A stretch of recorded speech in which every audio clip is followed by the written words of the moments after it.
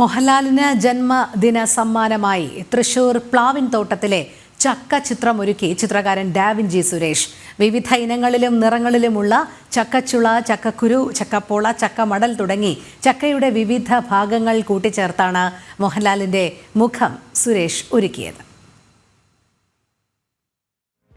പിറന്നാൾ ആഘോഷിക്കുന്ന മലയാളത്തിന്റെ സൂപ്പർ താരം മോഹൻലാലിന്റെ ചിത്രം ചെയ്തിരിക്കുന്നത് 65 ഇനം പ്ലാവുകളുള്ള തോട്ടത്തിന് നടുവിലാണ് എന്നതാണ് ചിത്രത്തിന്റെ സവിശേഷത. പശ്ചാത്തലത്തിൽ പച്ചയും മഞ്ഞയും ഓറഞ്ചും നിറത്തിലുള്ള പ്ലാവിലകളും കൊണ്ട് അലങ്കരിച്ചാണ് ഈ ചിത്രം തയ്യാറാക്കിയത്.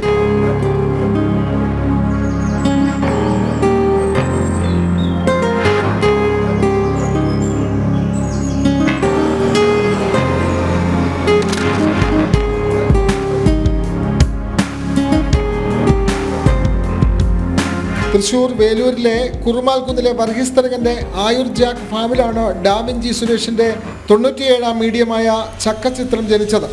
8 അടി വലിപ്പത്തിലും 2 അടി ഉയരത്തിലും തട്ടുണ്ടാക്കി അതിൽ വസ്ത്രം വിരിച്ച് മോഹൻലാലിന്റെ മുഖം സ്കെച്ച് ചെയ്താണ് ചക്കച്ചുളകൾ നിരത്തിയത്. UN അവാർഡ് നേടിയ കേരളത്തിലെ ആദ്യത്തെ പ്ലാവിൻ തോട്ടമായ ആയുർ ജാക്ക് ഫാമിലെ തൊഴിലാളികളും ക്യാമറാമാൻ സിംബാദും സുഹൃത്തുക്കളായ റിയാസ് മാടവനിയും സെയ്ദ് ഷാഫിയും ഡാവിഞ്ചി സുരേഷിന് സഹായികളായി. 5 മണിക്കൂർ സമയം ഇതിനായി വേണ്ടി വന്നു. ഏകദേശം 20 ചക്കയോളം ഇതിനായി ഉപയോഗിക്കുകയും ചെയ്തു.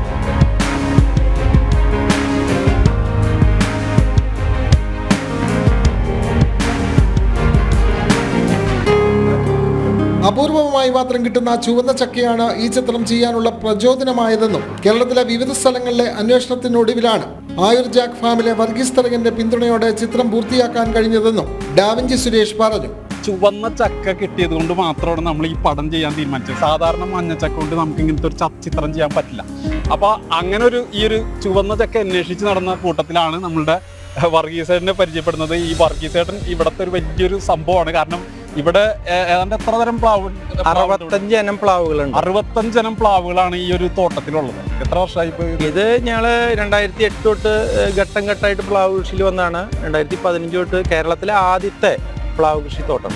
കേരളത്തിലെ ആദ്യത്തെ പ്ലാവ് കൃഷി തോട്ടം മാത്രമല്ല, ഐക്യരാഷ്ട്രസഭയുടെ ഇന്റർനാഷണൽ വാട്ടർ സസ്റ്റൈനബിലിറ്റി അവാർഡ് കിട്ടിയ തോട്ടം കൂടിയാണ്. വ്യത്യസ്തമായ കലാസൃഷ്ടി കാണാൻ നാടിന്റെ നാനാഭാഗങ്ങളിൽ നിന്നുള്ളവരാണ് ഇവിടേക്ക് എത്തിയത്.